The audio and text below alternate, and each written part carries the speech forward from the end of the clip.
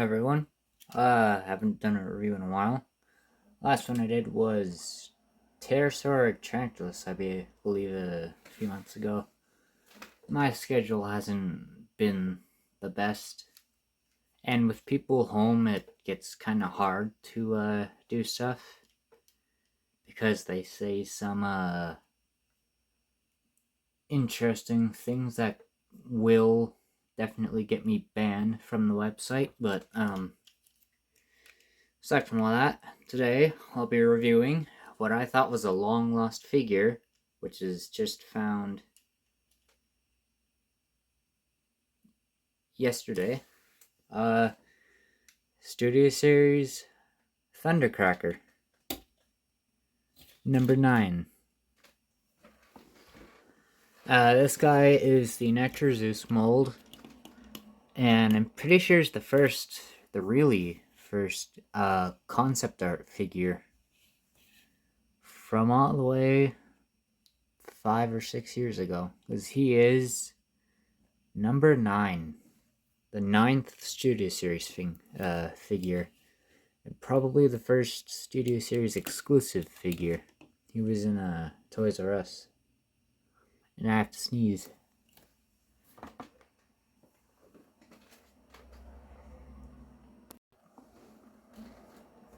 Okay, I'm done sneezing, but yeah. I'm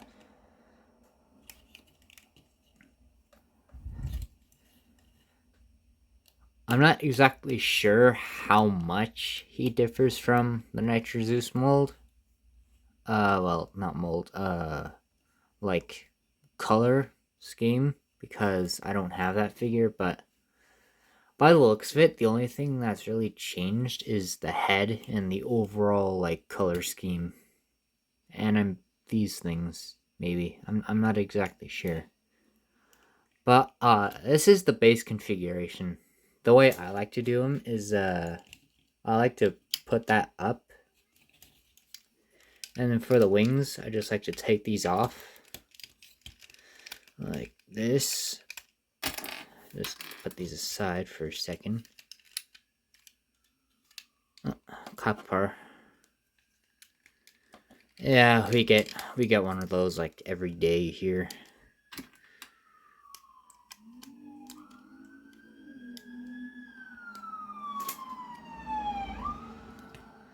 That one was going fast. Wow. But yeah, and then the same thing on the other side. There.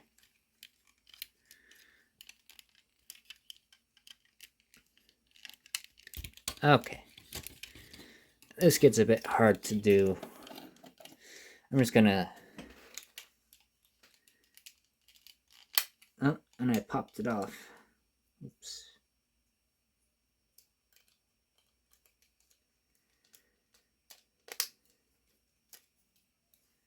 There, and then just take the rocket piece and do this.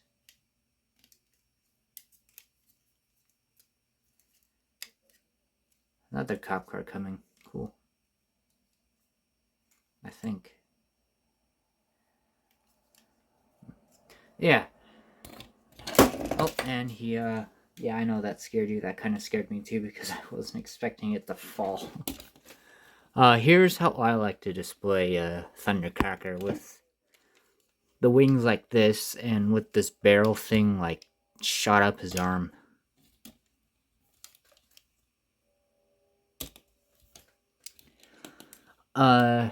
Yeah. One sec, I just want to check something real quickly. Okay, I just wanted to remember how my point system worked. So, for detail, since this is an original like design and wasn't in a movie, it's pretty hard to tell. But I think since this is like a total rework of a character that didn't even appear in the movie itself, and somehow managed to still make it look like Thundercracker, I'm giving it a 2 out of 2. Now for articulation, I'm just gonna move the wings. The arm goes up like this. And the elbow, just your standard elbow. The wrist goes like this. It's a bit too loose, though. That's fine. Same thing. Oh, yeah, this bit on mine is a bit loose. But, nah. And the arm does the same. Nothing on this wrist, I think. Yeah, no. That's just a solid piece.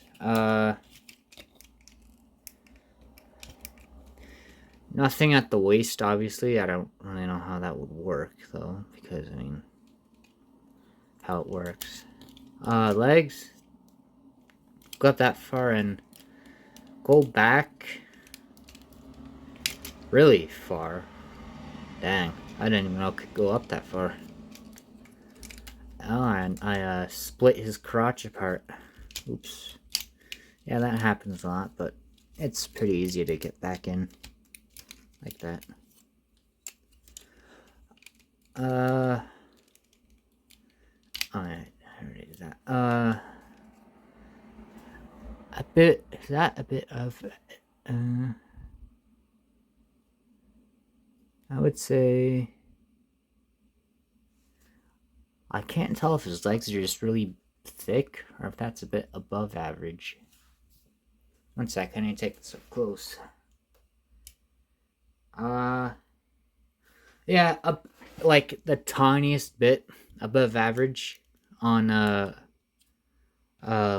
leg spread and pretty average knees. This thing moves.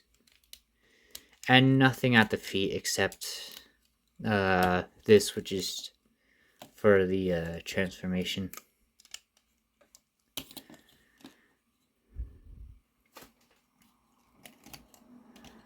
So I'd give the articulation a 1.5 out of 10. For size, I actually don't have anything to compare him to, but when he was on my shelf, he was a bit smaller than Earthrise Prime. And a bit taller than Kingdom Inferno, so he's around that, what's it called? He's like your average above-sized Voyager. He's not like a massive one like Cyclonus, so I'd give the size a 2. Now for the transformation.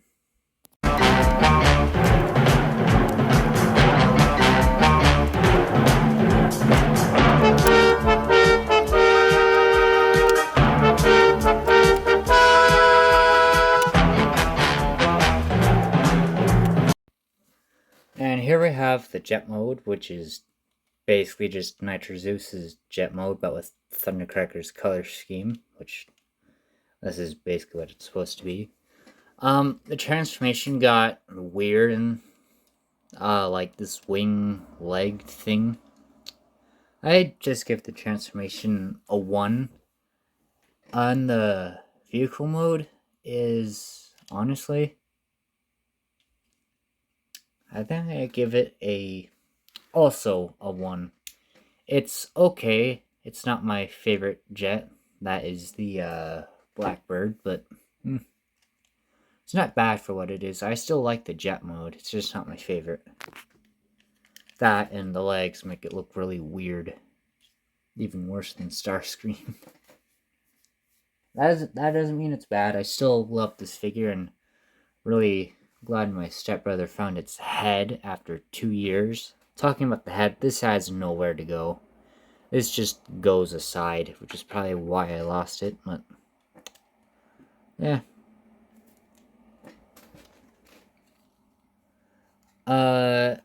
If you're wondering if you can put a blast effect in here, no, you can't. I tried that earlier, and it did not work. Which is kind of sad, because this came out around the time that blast effects were starting to become a thing. Pretty sure. When did Siege start? About 5 years ago. 4 or 5 years ago. And I'm pretty sure this came out around 5 or 6 years ago. Because this was in the first wave of studio series. And like you said, probably the first exclusive one. And looking back, I'm really glad I got this because this thing is really hard to find now, I'm pretty sure. But yeah. I had to do a little bit of math there to see what his point would be, and it is a 7.5 out of 10. Not bad for a very old 2D series figure. I'm surprised he's still as tight as he is. But yeah, that has been my review on a long lost, what I thought was the lost figure, Studio Series Thundercracker. And I'll see you in most likely my next stream on The Admiral Gaming. It's mostly Jurassic World Evolution 2 and Battlefront 2.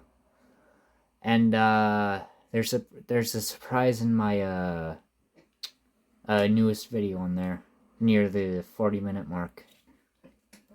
Yeah, there is a huge surprise, isn't there, Misha? Sorry, I'm talking to my dog. Yeah, usually if you hear me talking to something else in the room, I'm either going crazy on camera, which I've done before, or I'm talking to my dog.